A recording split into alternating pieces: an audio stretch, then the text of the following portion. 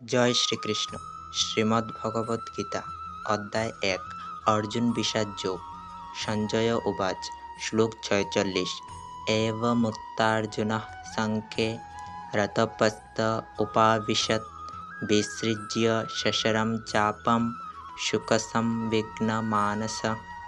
অর্থাৎ সঞ্জয় বললেন, রণক্ষেত্রে এই কথা বলে অর্জুন তার ধনুর্বাণ ত্যাগ করে সুখে भाराक्रांत चित्ते रथोपरि उपवेशन करलें। हिंदी में संजय बोले, रणभूमि में शोक से उद्विग्न मन वाले अर्जुन इस प्रकार कहकर बाण सहित धनुष को त्याग कर रथ के पिछले भाग में बैठ गए।